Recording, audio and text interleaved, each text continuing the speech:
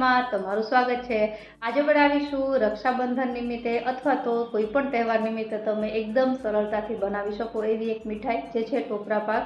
અને ટોપરા પાક ઘરે બનાવો એકદમ સહેલો છે। તો ચલો ફટાફટથી રેસીપી શરૂ કરીએ। અને રેસીપી પસંદ આવે તો વિડીયોને લાઈક અને ચેનલને સબસ્ક્રાઈબ કરવાનું ના ભૂલતા। તો ટોપરા પાક બનાવવા માટે મેં અહીં 3 વાટકી જેટલો सूका टोपराનું છીણ લીધું છે, જે માર્કેટમાં ઇઝીલી અવેલેબલ છે। એકદમ ઝીણું છીણાવી લેવાનું છે અને એ જ વાટકીના માપથી 1 વાટકી ખાંડ અને 1 વાટકી મોળો માવો।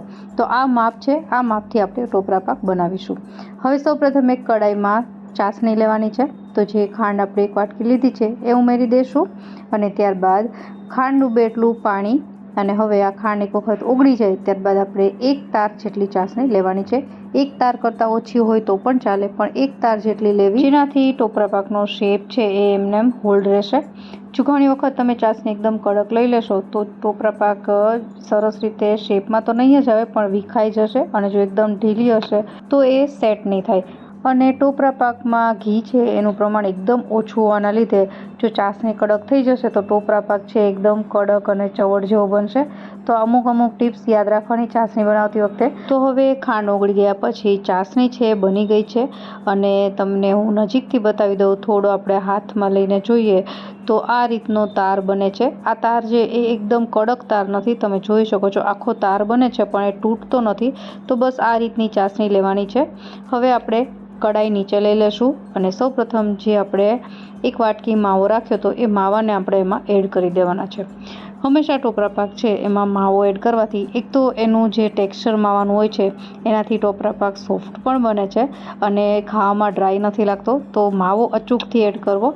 હવે એડ કરીશું 1/4 ટીસ્પૂન જેટલો યલો ફૂડ કલર અને એની સાથે 1 ટેબલસ્પૂન જેટલું કેસરવાળું દૂધ, જેનાથી કેસરનો ફ્લેવર આવશે।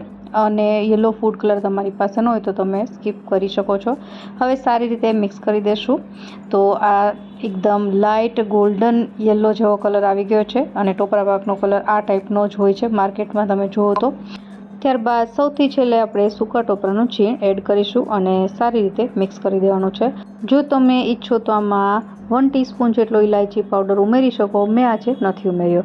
તો મિક્સ થઈને તૈયાર છે। હવે સૌથી છેલ્લે આપણે અહીં 1 થી 2 ટેબલસ્પૂન જેટલું ઘી એડ કરીશું અને આ ઘી છે એનાથી ટોપરા પાકમાં થોડીક શાઇનિંગ આવશે। તો આ સૌથી છેલ્લે ઉમેરવાનું છે અને મિક્સ કરી લેવાનું છે। તો આપણું આ ટોપરા પાકનું મિશ્રણ તૈયાર છે। હવે આ મિશ્રણને તરત ઢાળવાનું નથી। અહીં મેં એક જાડું પ્લાસ્ટિક લીધું છે, એના ઉપર પણ હું 1 થી 2 ચમચી જેટલું ઘી ઉમેરી દઈશ અને જે ટોપરા પાકનું મિશ્રણ છે એ આપણે લઈ લેશું અને હવે સારી રીતે એને આપણે જેવી રીતે લોટ કૂણવીએ છીએ એ રીતે કૂણવી લેવાનું છે। તો આ સ્ટેપ છે ખાસ કરવું, જેનાથી ટોપરા પાક એકદમ લીસો બનશે। તો આપણી પાસે હવે આ મિશ્રણ તૈયાર છે।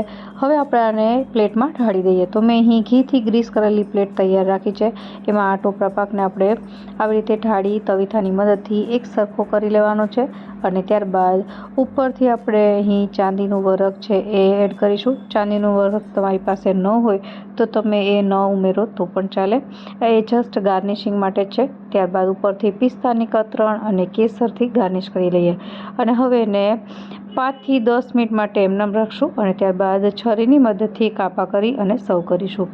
તો ટોપરા પાક મને એવું લાગે છે કે ઘરે બનાવવો એકદમ સહેલો છે। બધી જ મીઠાઈમાં ટોપરા પાક એકદમ ફટાફટ બની પણ જાય છે અને બહુ ઓછા સામાનની જરૂર પડે છે। તો આપણો આ ટોપરા પાક તૈયાર છે રક્ષાબંધન નિમિત્તે। તમે પણ આ રેસીપી ઘરે એક વખત જરૂરથી ટ્રાય કરજો।